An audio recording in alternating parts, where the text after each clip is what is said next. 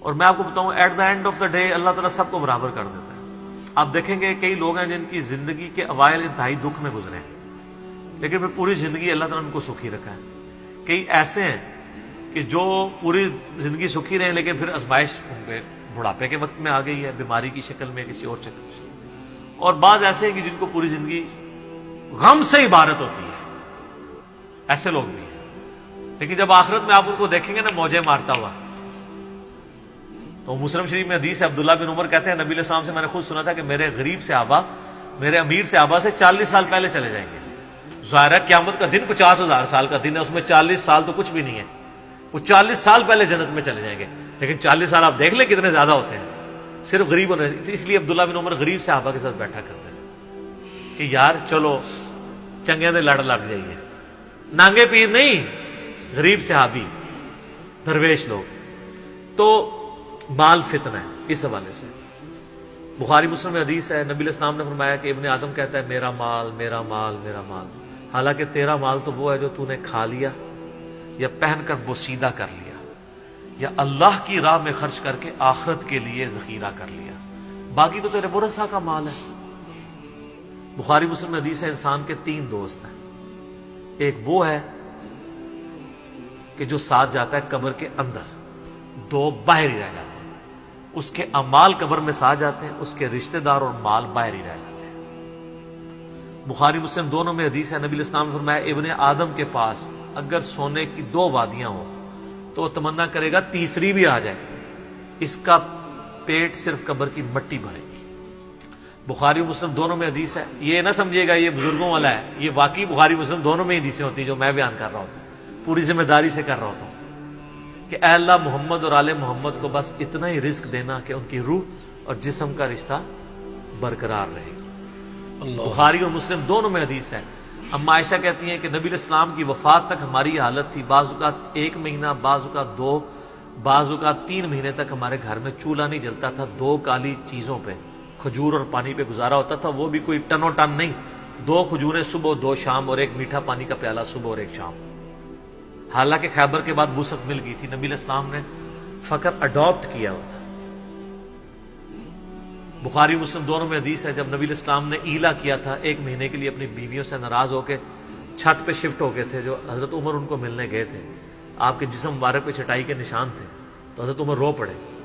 یا رسول اللہ کیسر و کسرا تو دنیا کے مزے لوٹ رہے ہیں اور آپ اللہ کے رسول ہو کے یہ حالت آپ کی. آپ فرمایا کہ اے عمر کیا تم اس بات پہ راضی نہیں ہو کہ کیسر و کسرا دنیا کے مزے لوٹے اور ہم آخرت کی سعادت؟ اے عمر کیا دنیا کی حقیقت ابھی بھی تجھ پہ نہیں کھلی؟ سر نبی علیہ السلام سے اتنے سخت جملے جس عمر نے سنے ہوئے تھے نا، وہی عمر اس قابل تھا کہ اس کے دور میں رومن اور پرشین امپائر گرتی اور 1 ٹکا آرام کا کسی کو نہ کھانے دیتا، ٹنڈ کے رکھا ہوا تھا.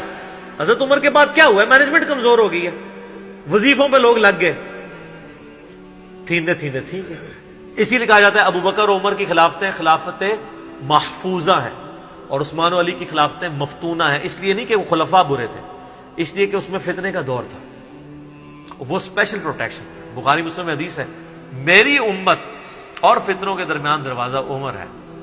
جب یہ دروازہ توڑ دیا جائے گا فتنے شروع ہو جائیں گے. وہ فتنے کیا شروع ہوئے؟ دنیا کی محبت. جو بخاری میں حدیث نہیں ہے، وہ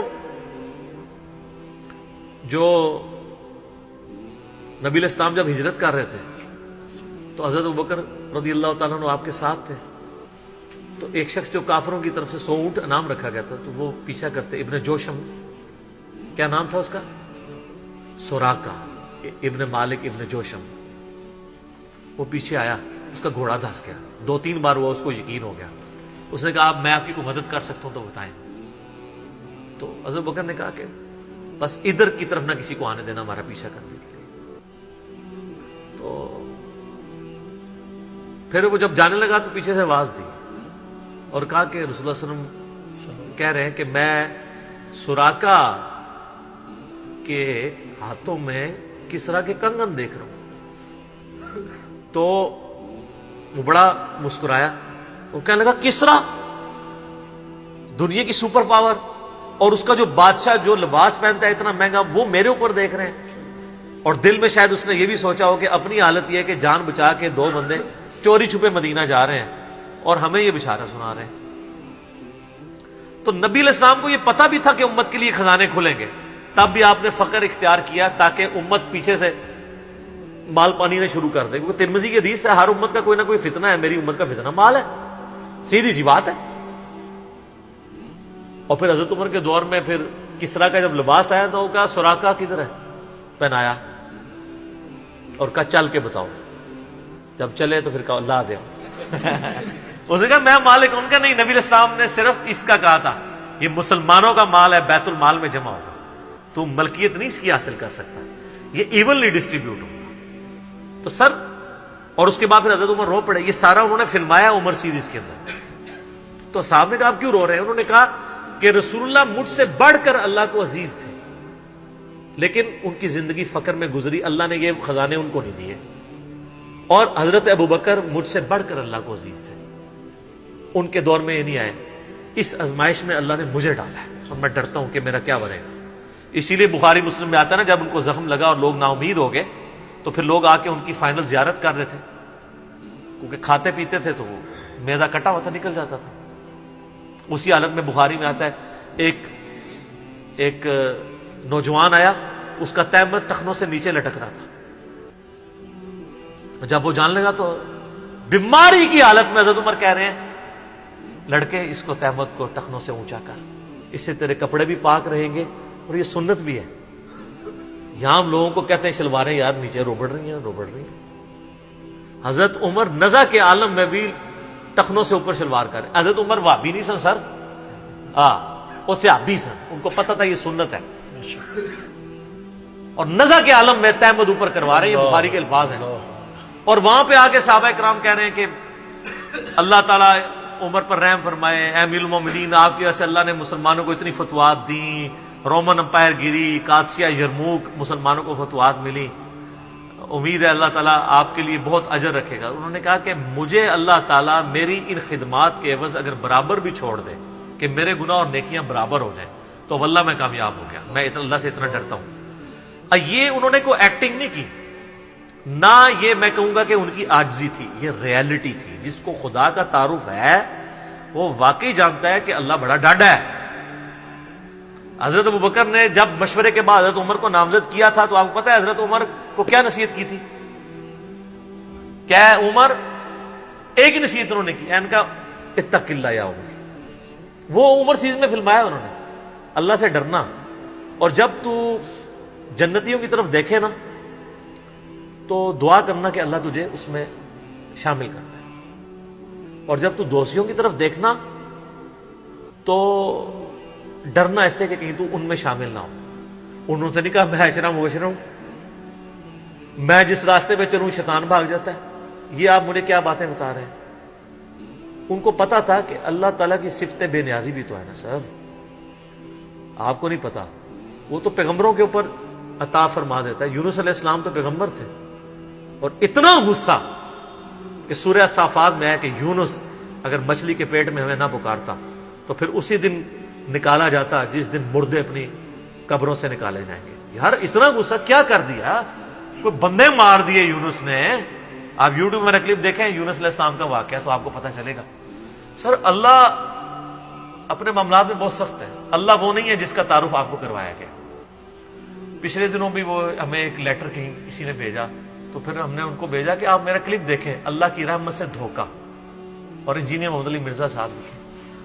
تو اس میں وہ کہہ رہے تھے, وہ تارج میر صاحب کہتے ہیں کہ آج کل کے مبلغین نے لوگوں سے ان کا رب بھی چھین لیا اور ان کو ڈراتے رہتے ہیں. سر کیوں نہ ڈرائیں اللہ کے بندوں, قرآن کا ڈومیننٹ پورشن ہے ہی تذکیر ہے, بلکہ قرآن کا تعارف ہی تذکیر ہے, نصیحت ہے, ڈر سنانا ہے, ڈر سنانا.